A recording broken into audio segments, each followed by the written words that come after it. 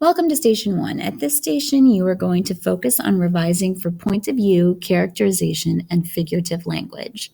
Remember to use the feedback that I've put on your draft in order to revise.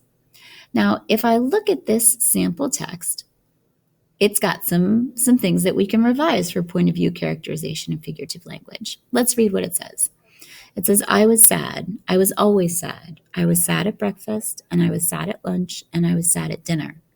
He was sad when he woke up in the morning and sad when he went to bed at night. Well, right off the bat, I can see that I've shifted my point of view. I started with a first-person narrative, I, but then I have shifted to a third-person narrative. So right off the bat, and those are highlighted, I can see that I need to make those corrections so that I have a consistent point of view. All right, let's think about figurative language and characterization. Well, this says something about details and dialogue.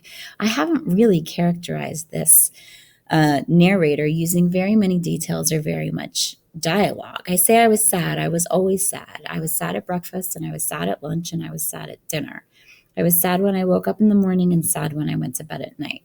Okay, so how can I change this to give it more indirect characterization, more dialogue, and more details? Well, I can start by, maybe I can expand this I was sad at breakfast part. I was sad at breakfast. Mom was putting the same soggy oatmeal and watery OJ on the table as I slumped into my seat like a wet sack of sand. Okay, so now I've added some details, right? I'm showing that this character is sad. This character slumps into their table. There's soggy oatmeal and watery OJ for breakfast. That doesn't seem very happy, right? And I've added some figurative language because I've added this simile. I slumped into my seat like a wet sack of sand. Okay, I still haven't added any dialogue though, so maybe I actually need to add some dialogue. What if I were to say, what if Mom were to say something, right? Good morning.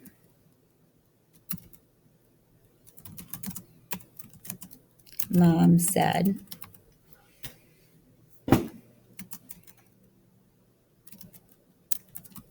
Humph.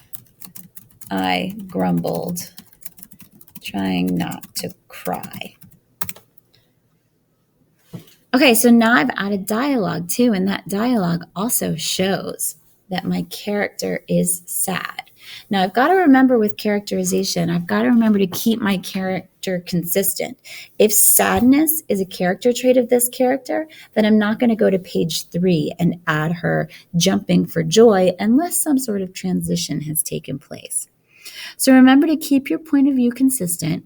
Remember that your characters need to stay within the confines of their personality. Don't have your characters do anything that's out of character and that they would never do because that's not the kind of person that they are.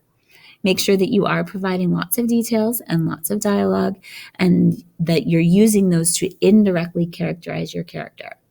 And make sure you add figurative language, those similes, those metaphors, that hyperbole that will make your story much more enjoyable to read. All right. Make sure that you have made some of those similar corrections on your handout and then revise your own text in your own story, paying attention to only point of view, characterization, and figurative language.